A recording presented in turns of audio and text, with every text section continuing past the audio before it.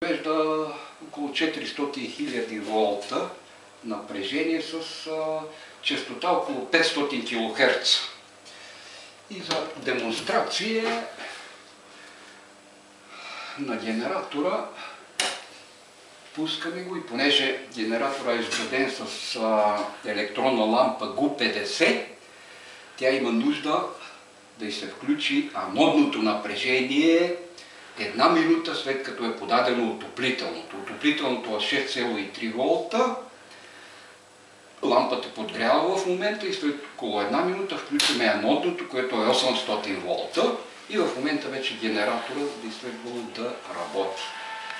Това дали работи генератор ние проверяваме с една луминесцентна лампа. От разстояние трябва да бъде запалена, ако той, разбира се, е в резонанс.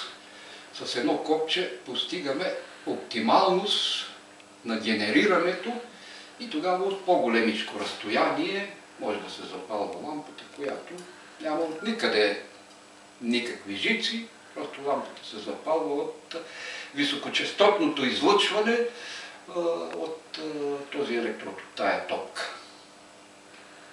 За демонстрации в кабинетите по физика на учениците, за разпространение на електромагнитното поле, на радиовълните, това устройство може да бъде ползвано като демонстрационно.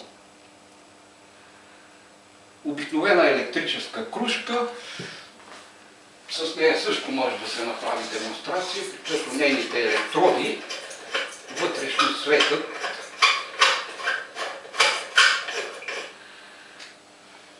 Ето такава обикновена лампа, която я приближиме, се вижда в нейните електроди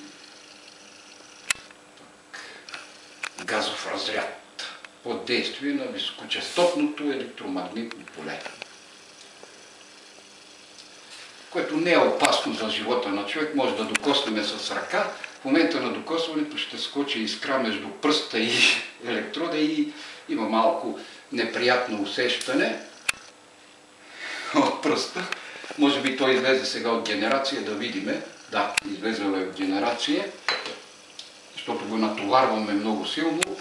В момента пак е в генерация. Така. И ако този генератор е скрит зад някакъв параван за едно платно и застанеме пред платното и вземем една лампа и я държиме така и тя е запалена, се получава нещо като фокус. Всеки си задава въпроса, как свети тази лампа сега, когато не й се подава напрежение от никъде.